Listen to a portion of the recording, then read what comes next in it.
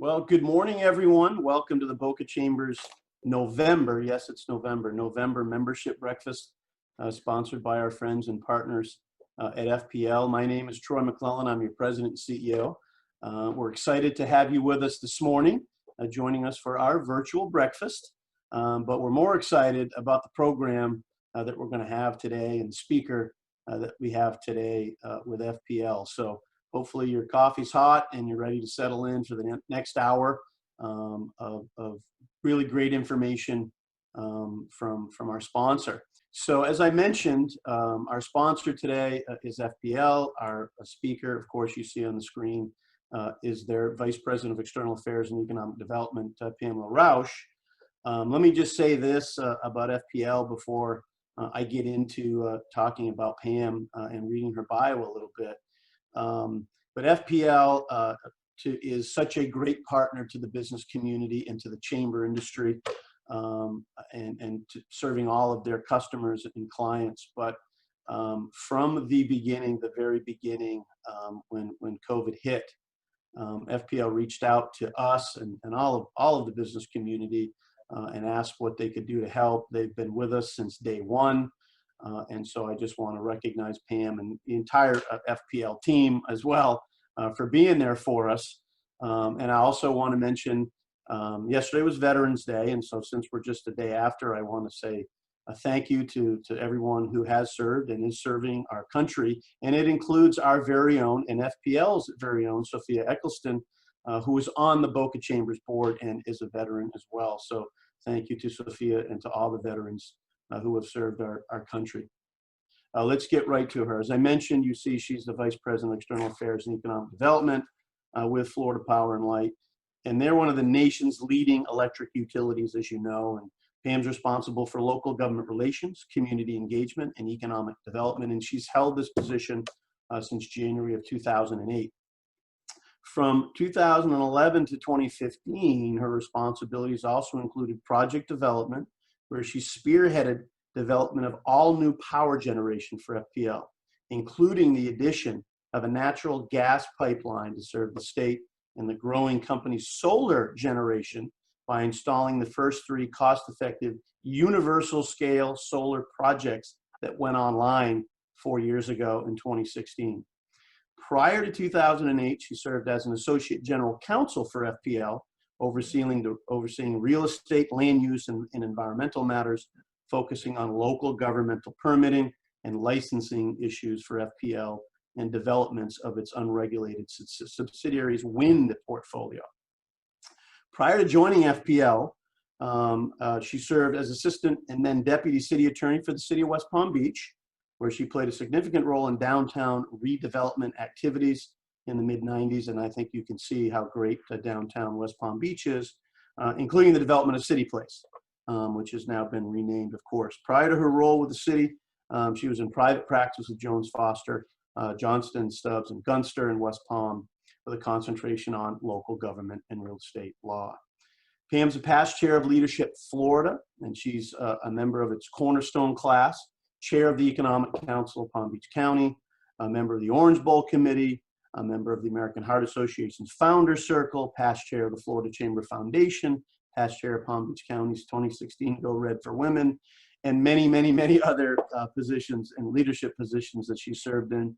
She graduated from Florida State University College of Law with honors and earned her undergrad degree from the University of North Carolina at Chapel Hill, Go Heels, where she was a varsity athlete and captain of the women's tennis team.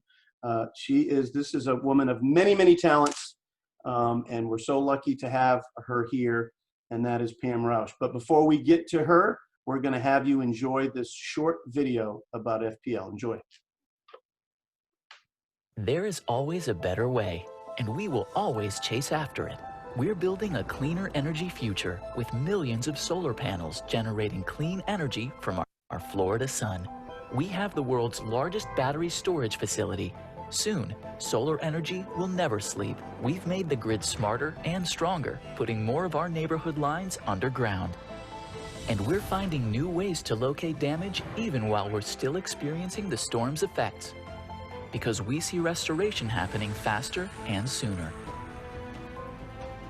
We're investing in energy that's not just the most reliable or the cleanest, but also the most affordable, with bills among the lowest in the nation. Because as we see it, the horizon is always moving, and to chase it is to deliver America's best energy value for you and for Florida.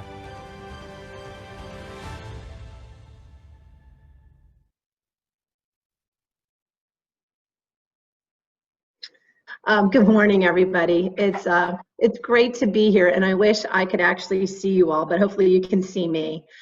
And Troy, I just want to thank you for that wonderful introduction. And the Boca Chamber has been a great partner to FPL as well, and we are happy and so thrilled that we're part of the Palm Beach County and Boca community. What I am hoping for this morning is that we can spend the next hour and talk about some positive things. I want to make everybody feel good today. I think that the pandemic that has completely dominated 2020, along with a very active storm season, which I'll talk a little bit about, and then not to mention some very divisive elections across the country and the state. I think all of us could use a little bit of good news and to feel good about some good things ahead. So that's really what I hope to talk about today. Chastity, I want to thank you for manning the slides today. If you would mind going to the next slide. What I thought I would do, though, is start, and although it may not look like good news, the good news is that we have been ready to respond to this unprecedented storm season. Only for the second time in recorded history have the National Hurricane Organization needed to go to the Greek alphabet. The first time was in 2005 when we had Wilma, actually at the end of October. But we have actually broken the record now with, I think many of you may have noticed just last night, Theta was named out in the Atlantic. And we're all very familiar with Eta that grazed us this past weekend. So it has been an extremely active season, and the only thing I would like to make sure everyone on here is aware is that we are not done with storm season. I know most of us think that November is sort of kind of the month where we see it pass, but that has not been the case this year. And I'm not sure Mother Nature follows the calendar as closely as November 30th when it's supposed to be over. So I just ask that everybody on, please be vigilant, please be prepared if there are further storms. But it's something that FPL is always ready for, and we were ready for it this year, even though we had some additional challenges with the pandemic. We hope that we obviously think that the worst of it is over, but Florida was impacted, and hopefully we're looking at it in the rearview mirror soon. If we go on to the next slide, I thought I'd start just by talking a little bit about our company. And FPL is part of the NextEra Energy family, and all of our companies are headquartered right here in Palm Beach County, up in Juno Beach. And NextEra Energy is a Fortune 200 company. I think we're number 172 on the Fortune 500 list. And FPL is a subsidiary of NextEra Energy. NextEra Energy is recognized as a world leader in renewable energy and is recognized as one of the most admired companies. Actually, for the last 13 years, we've been recognized as as the world's most admired electric company and one of the most companies overall. And our sister companies, Gulf Power, serves the Panhandle, and they joined the NextEra family in early 2019. Gulf Power serves 470,000 customers in the Panhandle, and we've recently received approval that they will become part of FPL starting next year. And the NextEra Energy Resources is our sister company that is a wholesale generator of renewable energy, both from wind and solar, operating wind and solar plants in 48 states throughout the country, also headquartered right in Juno Beach. If we go to the next slide, what I hope to talk mostly about today, though, is FPL. And just to give you some perspective of who FPL is, we serve about half the state, 35 counties, 120 cities. You can see from this slide in blue our service territory. That consists of just over 5.1 million customer accounts, the largest in Florida, which is equivalent of about 11 million people, because these are customer accounts. Well over 1 million poles to maintain our wires, 75,000 miles of power lines throughout the state. Believe it or not, we have over 54 utilities in Florida between co-ops and municipals and other investor-owned utilities. But we are the largest, serving half of Florida. If we move on to the next slide, it has really been our goal at FPL is that we've been committed to delivering America's best energy value. And, you know, the trio that we've tried to accomplish is we have worked hard to be known as one of the most reliable electric utilities in the country. We know from our customers that that is the most important thing, that they can count on their electricity when they flip that switch. We also know how important it is that electricity be affordable, and that we are among the most affordable, well below the national average. But at the same time, being consistently one of the cleanest operators in the country. And I think that our track record, particularly over the last 20 years, is proof that we can do that. We can be the most reliable, well among the most affordable, at the same time being the cleanest. But the way that we've achieved that has not been by accident. We have done that through long-term investments, smart investments over many years, looking at the long term to make that happen. So if you go to the next slide, one of the areas where we have recently been doing that to become, or to stay one of the cleanest in the country, is we have made significant investments in solar energy throughout the state. And as Troy mentioned in my bio, we built the first 3 cost-effective solar plants. We completed that construction in 2015, 2016. And it was very important to us that as we build solar, that it make economic sense for our customers. And so as those costs have become more affordable, we've been able to build many of these large-scale solar projects throughout the state. In fact, a couple years ago, we came out with our 30 by 30 plan, which is a commitment that we will build over 30 million solar panels by 2030 in Florida. And we are well on our way to exceeding that goal. As part of building these large plants, you can see one of them here in the picture. We also introduced last year our Solar Together program, which allows all of our customers to buy into this program, to buy into more solar, at the same time lowering their bills.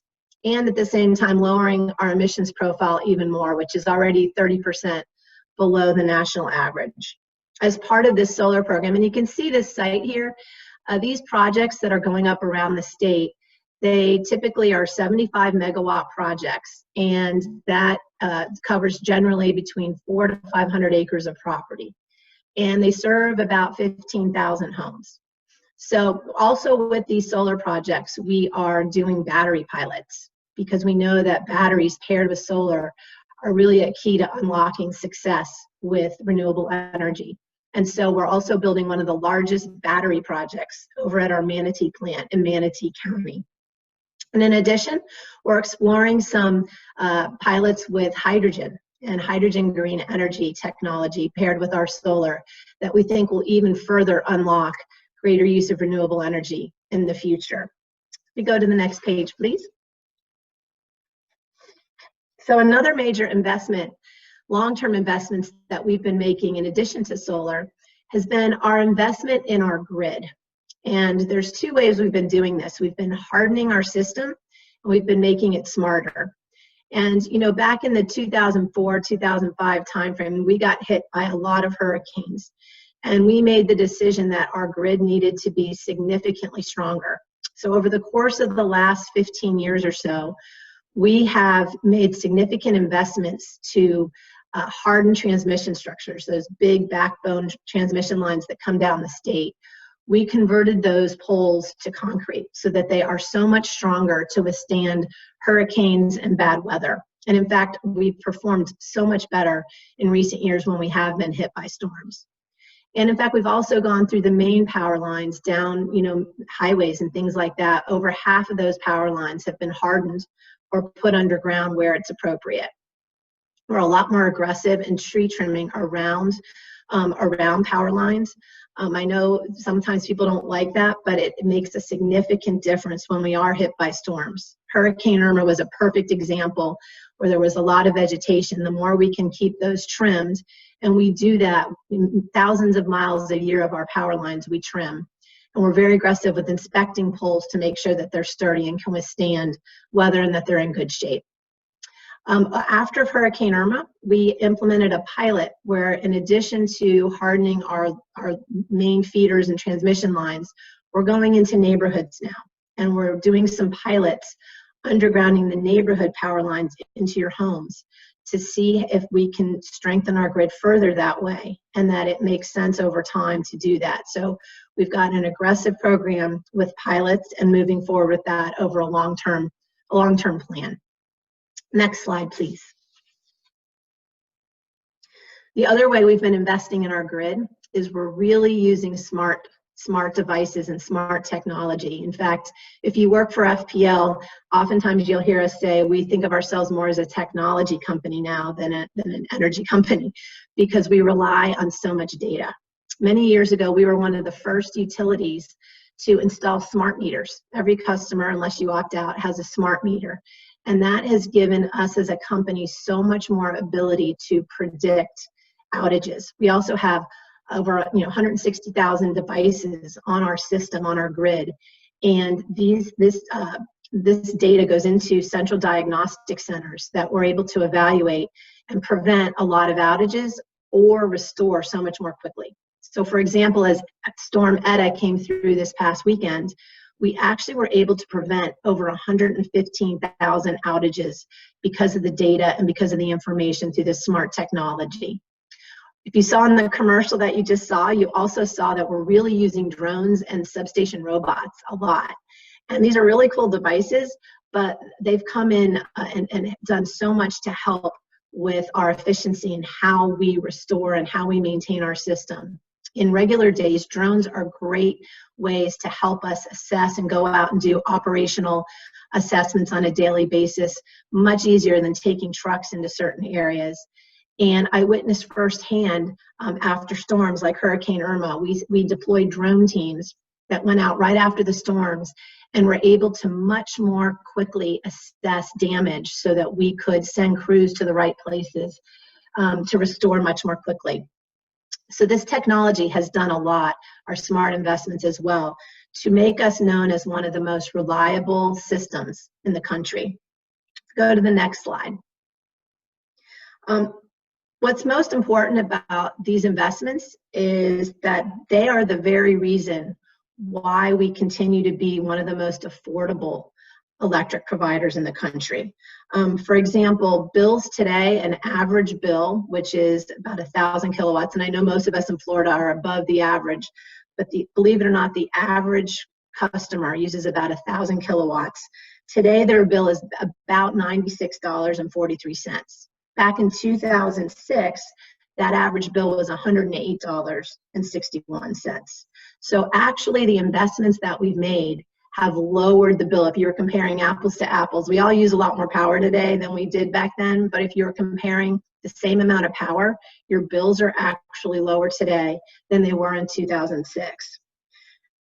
That is because we have had a relentless focus on efficiency, looking to make these long-term investments, but also how we run our business and making sure that we continue to be as efficient as possible, use technology where we can.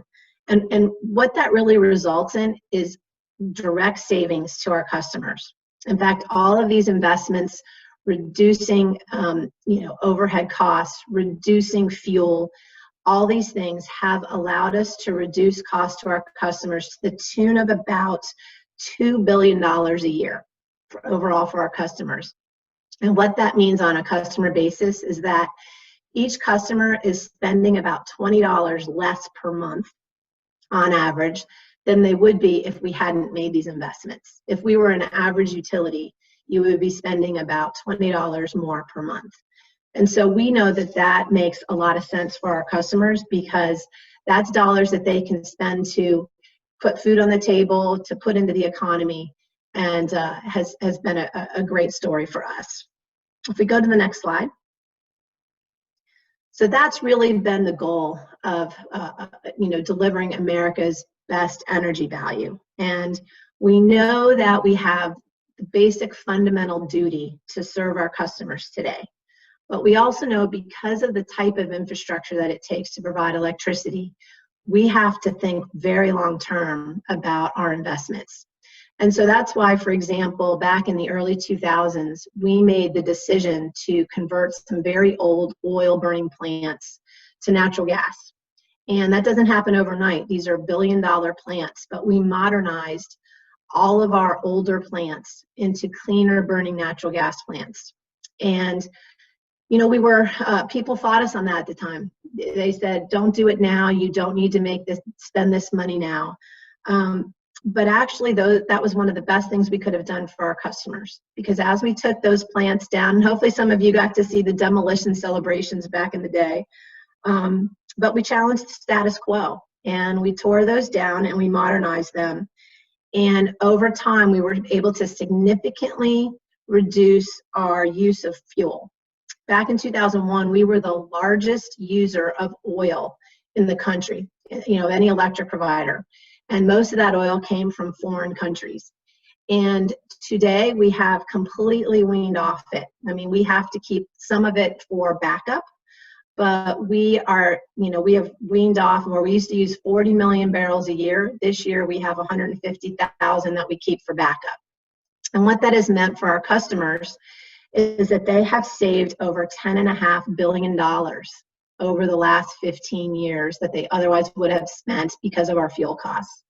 So not only is there a significant savings, but by the way, these new plants are burning 35% cleaner, 50% less emissions, but overall 35% cleaner, which is a huge improvement in our air, which is so important to have clean air for our beaches and for our economy here in Florida. So it's really been that innovative thinking and forward thinking that has been the secret sauce to our company.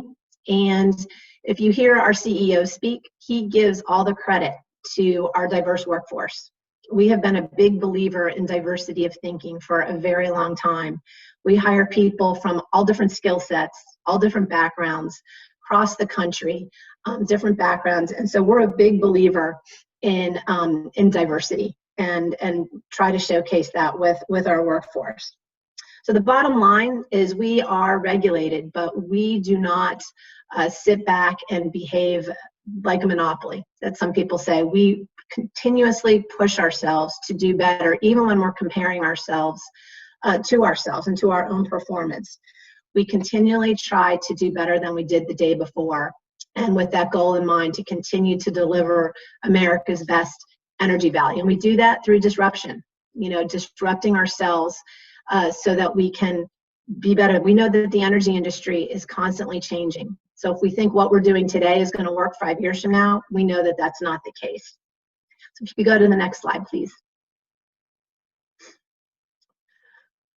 But all this, of course, takes a whole nother meaning in 2020. And I know we all have been faced in our businesses with significant challenges this year, things we may not have even anticipated because of the COVID-19 global pandemic. And so that really put us to the test, something that might not have been on anyone's radar screen a year ago. And so what we tried to do when the pandemic really became apparent in the first quarter of this year is we tried to pivot and really tried to look to how we could be there for our customers first. And so some of the things that we did to try to be partners and to help our customers, because we all win if our customers win, is we normally have a true up on our fuel costs, because our fuel costs are payments that we don't make money on. We charge our customers what it is, and then at the end of the year we true up and we either refund money or we have to charge more. Well, there was an over collection of fuel costs that were going to be refunded, and the way we normally would do that is over the period of many months we would refund a piece of that. But because COVID was such a dramatic impact on our customers, we went to the PSC and asked if we could refund all of that money in the very next month, which was in May. which actually did a lot to help give a significant decrease, a 25% decrease in bills last May, at a time when a lot of businesses were really facing the pandemic in a very significant way. We also immediately implemented waiving disconnect fees and collection for non-payment for several months, so we could give our customers an opportunity to kind of get them, to assess what was going on and to get back on their feet. And we really worked individually with each customer to help them get access to CARES funding that was available, LIHEAP funding, which is federal funding that was available, individual payment extensions, which we are still doing. So these are all things that we've been trying to do to work with our customers. In September, we announced a plan to offer direct relief to customers who were able to start making payments on behind bills. And we have some other programs that we're going to be rolling out in the near future.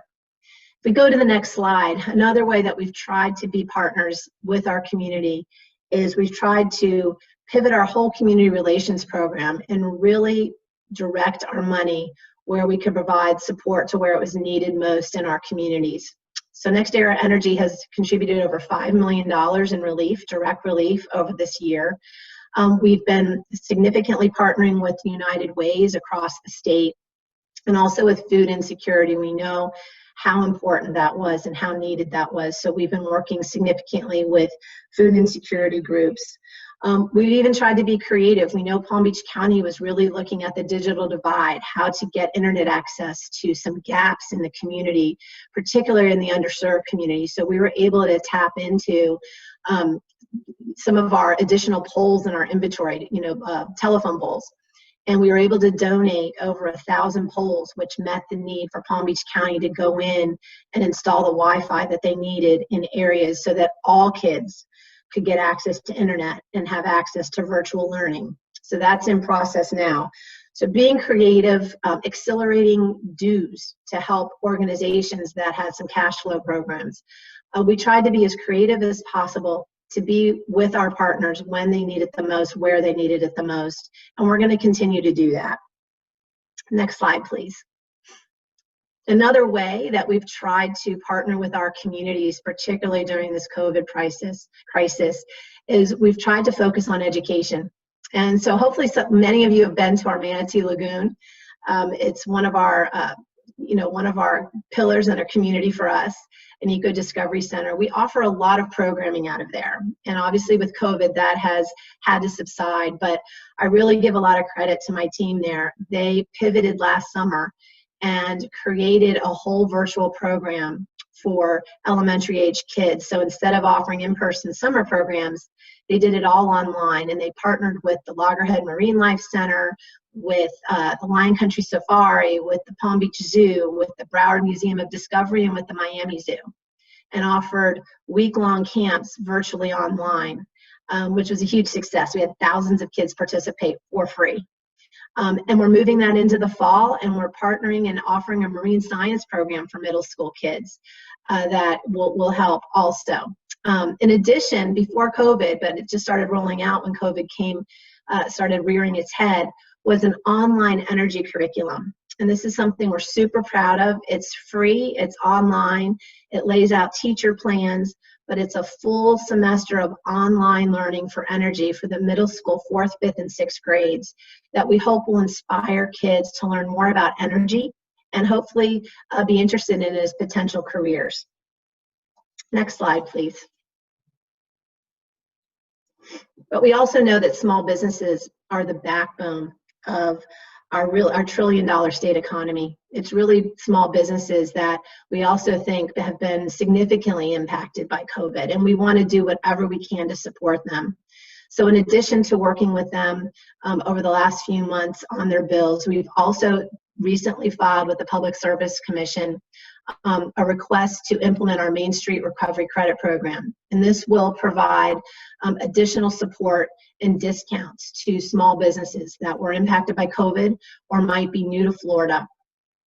So our business energy managers are working with these small businesses, helping them get access to CARES and other funding for support. And so we have a huge focus on working with our small businesses to help them get back on their feet. We're leading energy efficiency webinars, ways that they can actually continue to save money on their bills going forward, and hope that all these things will do a lot to help them. Go on to the next slide, please. And also something that I'm super proud of is our economic development program, something that we started within my business unit back in 2011. And it has really taken on even more meaning now through the COVID crisis. But this group since 2011 has accomplished a lot. I think at least exceeded my expectations of what I hope to accomplish.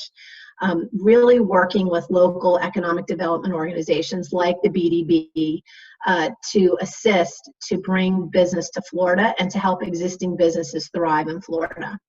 And tapping into our relationships with vendors, tapping into our resources to provide tours and added support over the last years, providing website tools to help site selectors and local economic development organizations come together to identify new businesses, has really helped put Florida on the map. In fact, we've helped bring more than 30,000 jobs to Florida since 2011 through our discount rates and other support. But one of the things that I'm super excited about now in COVID is we're partnering and doing a pilot with 4 state colleges, Miami-Dade, Broward, Palm Beach, and Sarasota Manatee, to donate laptops to every student who is entering the rapid credentialing program. We know that there have been so many jobs impacted by COVID, particularly in the hospitality industry, and the state colleges are really trying to ramp up their rapid credentialing programs for things like cybersecurity or nurse practitioners or other types of jobs where you can get credentials within a month or a semester. And many times students have a hard time going through these programs, especially now, because they need a laptop computer.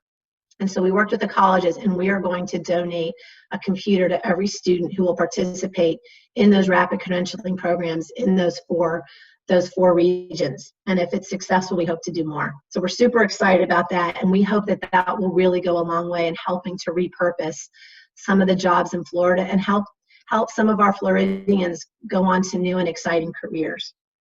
The other thing that I'm super excited to talk about, and that's how we're going to end today, is to talk about 35 Mules. And 35 Mules is our new incubator that is set up right at our headquarters in Juno Beach and is welcoming startups. We had applications from around the world, and we've welcomed 6 startups, entrepreneurs, to come into our headquarters where they will spend 12 to 18 months. We've given them a grant of $100,000 each, and we will give them all the support that they need from our engineers, from our executives. We're giving them training on how to run businesses and really work with them to help them take their businesses to the next level.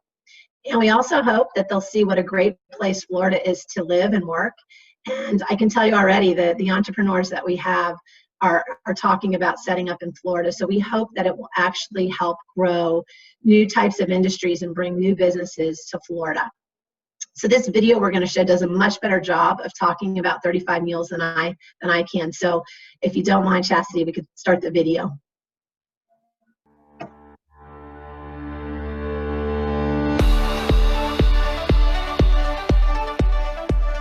"35 Mules is an innovation hub powered by Florida Power and Light Company. We are focused on attracting the best startups and entrepreneurs from around the world to join us here in Juno Beach, to work alongside our mentors, our coaches, and subject matter experts to grow their business into a successful one right here in Florida." I love the name because it takes us back to our history of how this company started. In 1925, a very unlikely patchwork of enterprises combined to form the precursor to NextEra Energy, including an ice plant, a sponge fishing boat, and 35 Mules. There's a strong commitment on behalf of our company to get behind these entrepreneurs, aligning them with engineers or other experts to help with their technology, whatever it takes, how to run a business, what it needs to be successful. We will help them and get behind them and give them the wealth of resources that we have.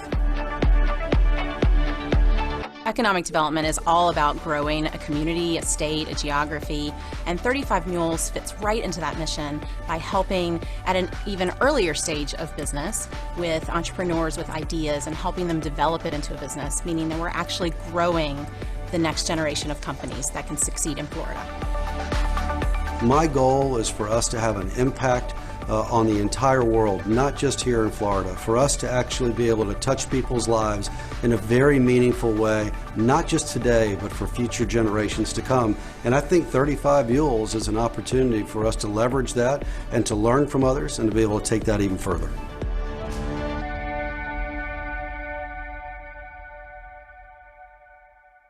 So my hope today was that I was able to bring you some good news. You know, FPL is here as your electric provider. We have your back in good weather and bad, in good times and bad. And we also want to be the best community partner that we can be. We're super excited about the future. We're super excited about the energy industry. And we're super excited about Florida's economy and the brightness ahead. So thank you so much for having me today. And I am totally available to answer any questions if anyone has any. Thank you, Pam.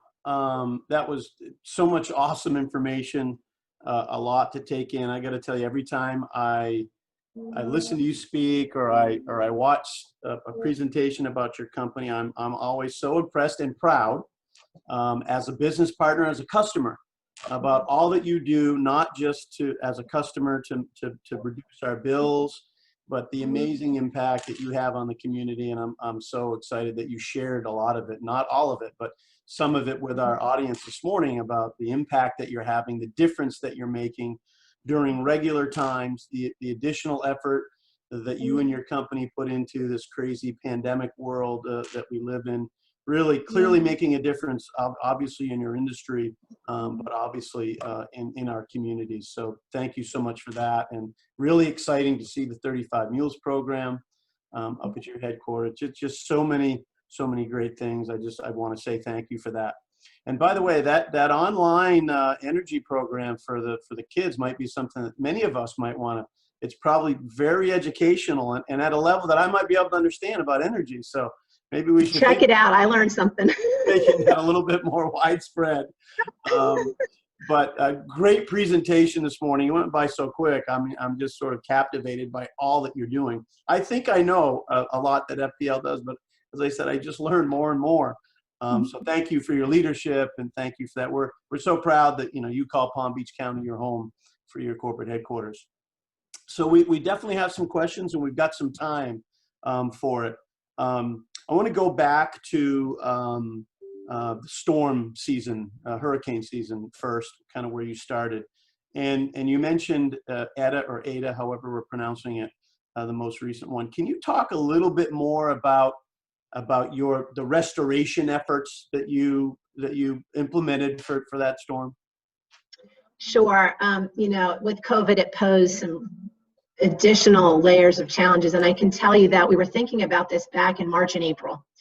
Every year, some of you may know, we have a very robust storm drill where we practice a simulated storm. We have thousands of employees who have a very special job during storms. And with COVID, we had to really think through that even more so. So for example, when there's a storm, just with that, even we brought in thousands of crew from out of state. We have partnerships with other utilities, and we have to think about logistically how they work and how we lay out our staging sites. So we started with that. We thought about how to keep the crews socially distanced when they're at the staging sites, how we serve food, temperature checks, keeping them in the same groups and not mixing them up, breaking staging sites down into smaller microsites so there's less people around each other. I oversee the emergency operations centers teams that go into the emergency operations centers.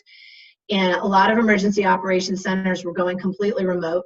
Some were staying on skeleton staff, but we worked with our IT team to have employees work remotely, but also we had some situations in Miami-Dade and Broward where we set up our own kind of command center down there for our emergency operation reps who were all tested, but we had redundancy and connectivity to the emergency operations centers.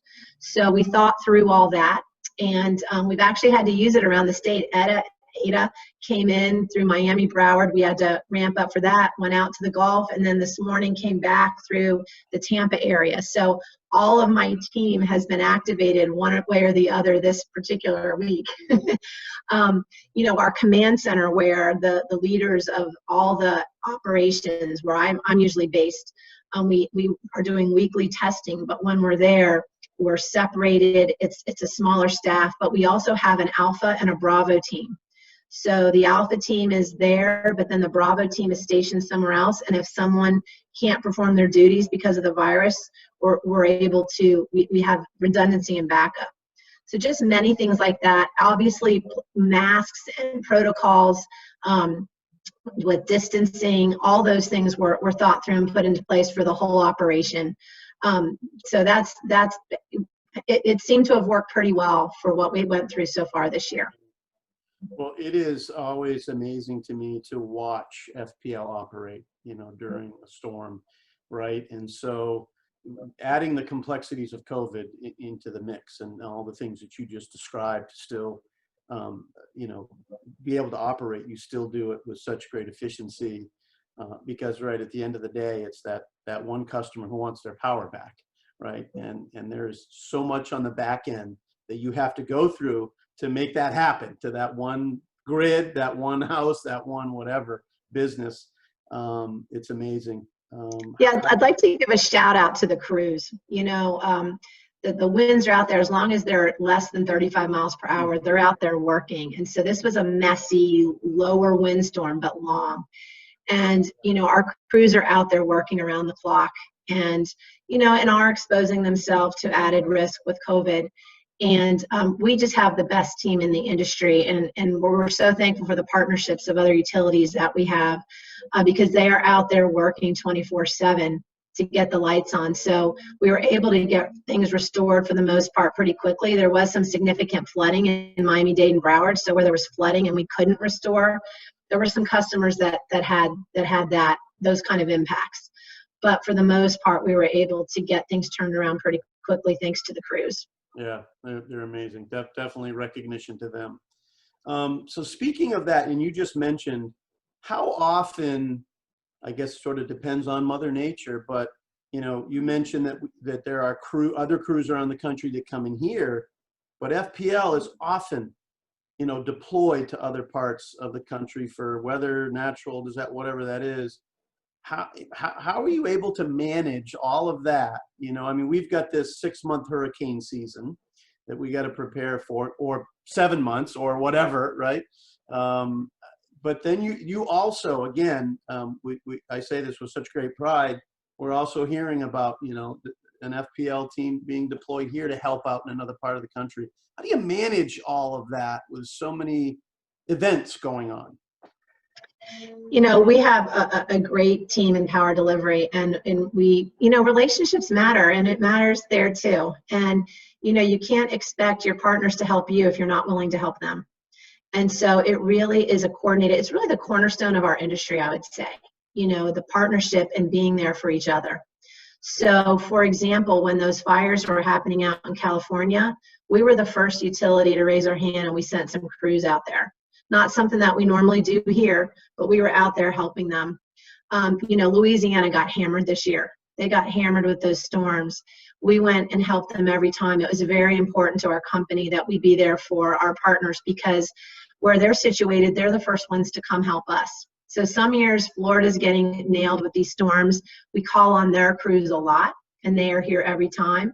Sometimes they come as far as Canada, California.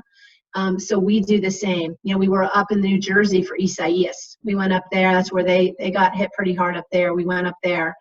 You have to kind of know how to pace yourself, because when storms are in the thick of the season, you might be going somewhere, but you also might see another one coming your way.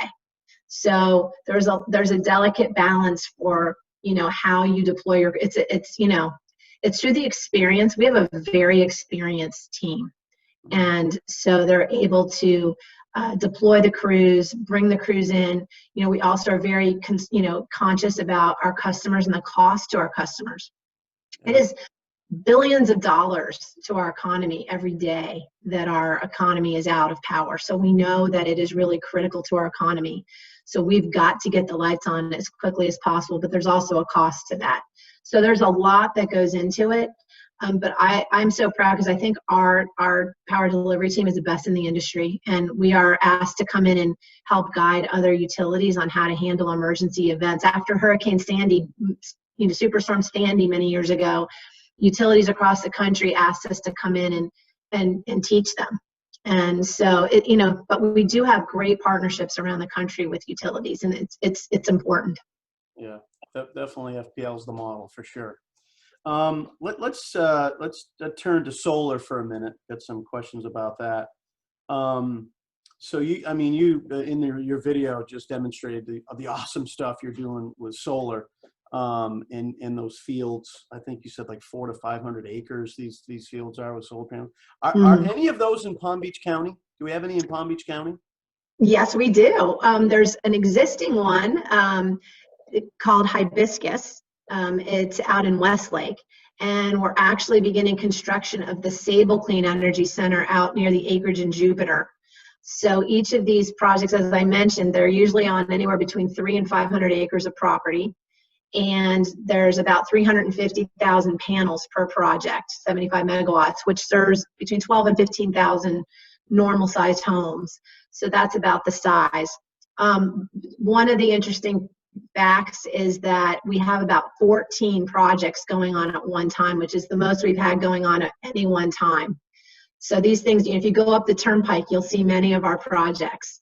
A lot of them are going, we have them all around the state, and out in the middle of the state where land is a little more available. Wow, that's awesome. And so in the video, so those are the batteries right next to the to take the power, so there'll be, you've got the solar fields, but then you've got battery fields as well. Is that how that works? We have batteries that are pairing up with solar to really see how we can optimize solar and ultimately make storing that solar energy cost effective. So we're doing a lot of pilots. We have them scattered around. We have one down in Wynwood, we have one at FIU, but we also have the largest in the world actually is over at our Manatee Solar Energy Center. It's 400 megawatts, so it's quite large. I would classify these all still in the pilot stage. We're learning how, just like our solar, we built our first large-scale solar projects back in 2009, 2010, and they were not cost effective. We had to get legislative authority to build those.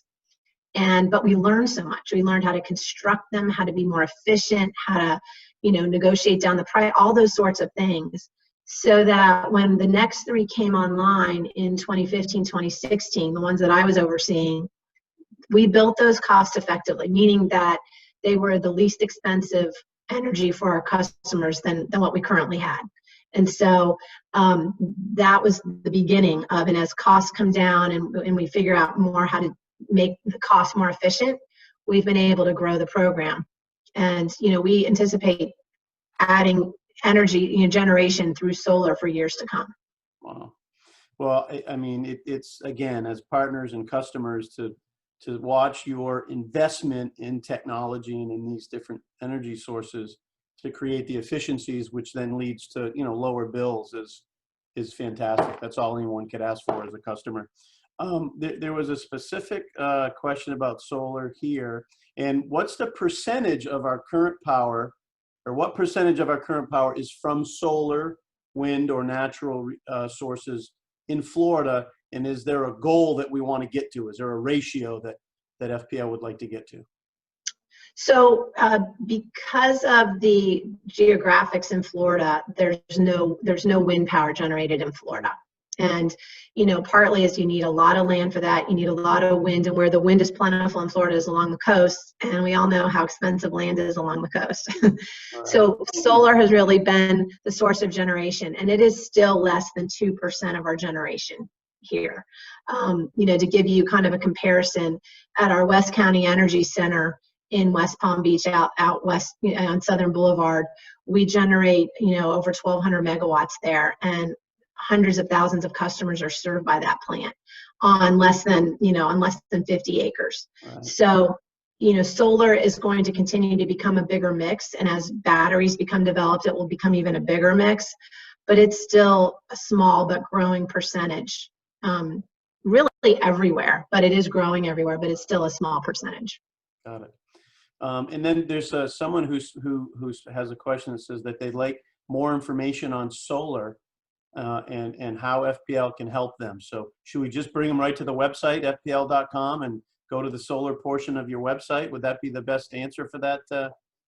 Sure, or they can call Sophia or myself, and we can, whatever they're, if they're looking for their own personal solar, we work with customers on their solar needs, and can help educate them and all sorts of things. So Sophia or I can get them in touch with whatever their specific requests are. Perfect. We'll do that. Perfect. And another question just popped up for the same thing, so we'll get them connected with Sophia. Wow, it's 9:23 already, but there's a couple more questions I want to get to, and then we can wrap up.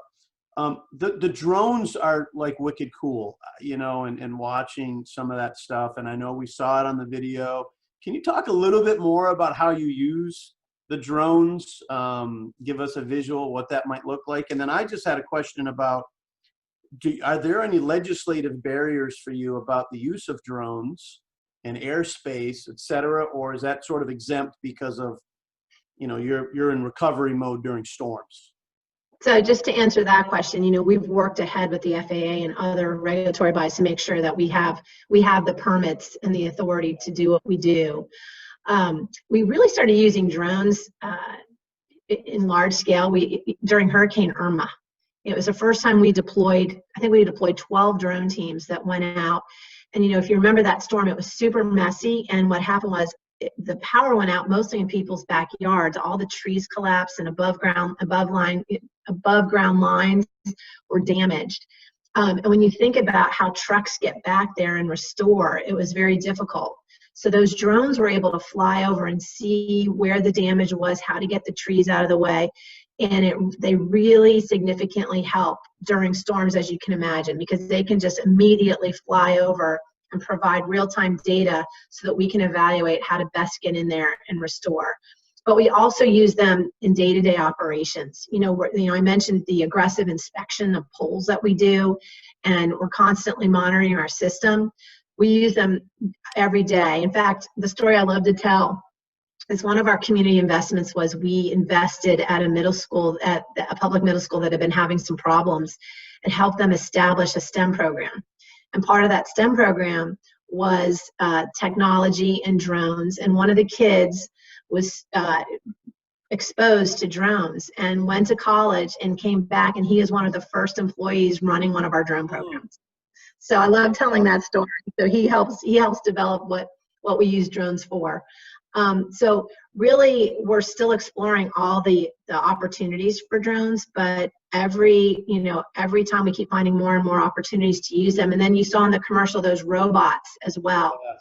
Those robots are able to daily monitor our substation. So first of all, we don't have to put our employees in those are dangerous. You have to be very careful when you're in there.